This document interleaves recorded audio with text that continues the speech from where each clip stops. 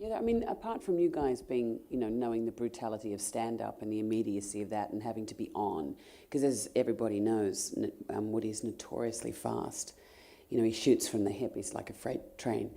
I mean, there were so many theatre animals, Bobby Cannavale and wonderful Sally Hawkins and Peter and Alec, have all done theatre.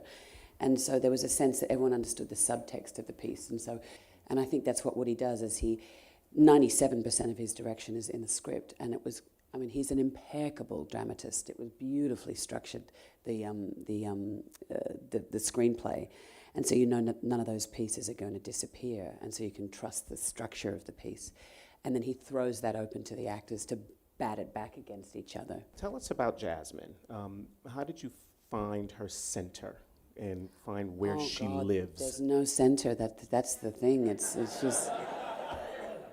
She's different things with different people, and she's a grand character with a tragic flaw, and that is that her epic delusion.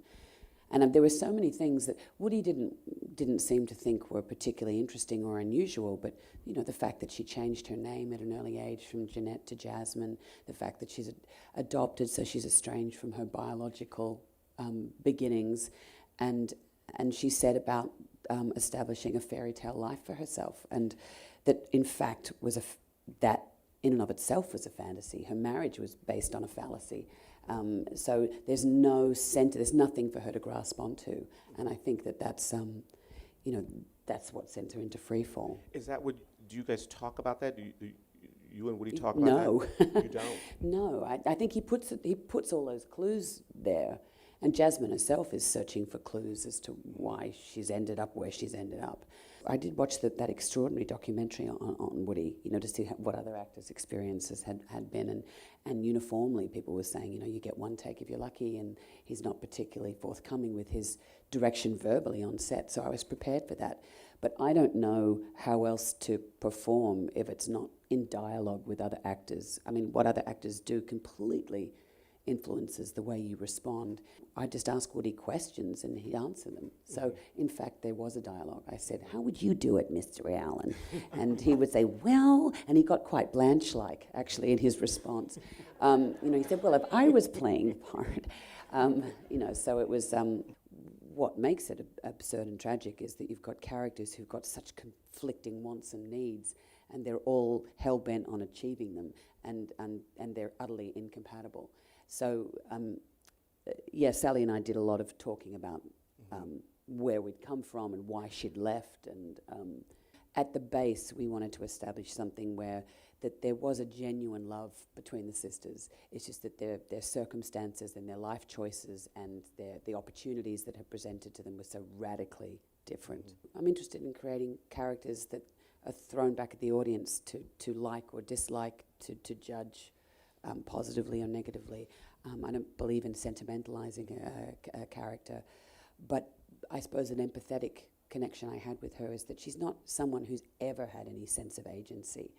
I mean, she's given that over to her husband, and there's a myriad of women who do that because of their role modeling has suggested that that's the way you behave with men. Mm-hmm. But I kept thinking, she keeps talking about, I want to go back to school, I want to become something. She actually wants to claim and discover an identity. She just doesn't know where to begin. Mm-hmm. And she's such a heady cocktail of guilt and rage and grief and loss and fear and, apart from being on a cocktail of Xanax and Stoli martinis, and so I think that's, she's desperately searching to find out who she is. Right. Number one, when I met Sally, it was at the beginning, I didn't even really get to meet her. It was at the beginning of a scene, the scene where we're in the hotel room, we come home like after the party and she's undressing me, whatever. Was that the first thing you shot? That was the first thing I had to film with her.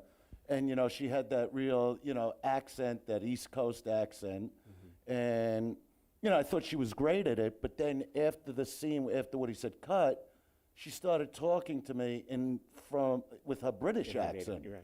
And I'm going, "You're not from here?" She was like, "Oh, no, how do you do that?" I mean, and then to see Kate work the way she does and how into her character she is, I mean, they're just chameleons. They just become that person. And it's really, as a performer, as an actor, it was great for me just to watch them do that.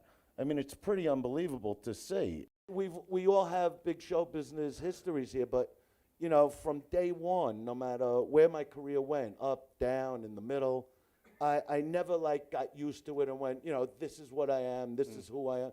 It's always new, because, I always believed in, keeping belief in what you do as a performer, and always, for whatever reason, the fire in me just constantly burns to do more. And it's very inspiring when you wind up doing a film like this. Number one, I came over to Cate last night because, obviously we haven't been hanging out that much. You know what I mean? We've been living in different she lives countries. in different, in Australia.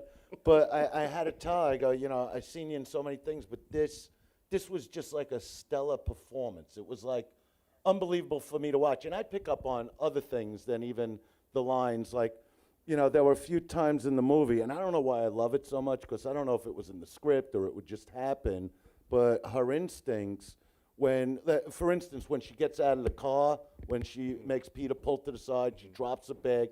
For whatever reason, as crazy as she's going, she's picking up all the little things, putting it in the bag. Happened a couple times in the movie. You did it with Alec when he was telling you about the girl he's in love with. And no matter what, Jasmine takes the time, to get all those things from her bag. And it's just that's like a comic's instinct too. Something goes wrong on set. So it just looked very incredibly natural. It was just really happening. Like you're not even watching a movie. And I'll say it in front of her, I'll say it behind the back. I mean, just one of the greatest I've ever seen. I'm in awe of her.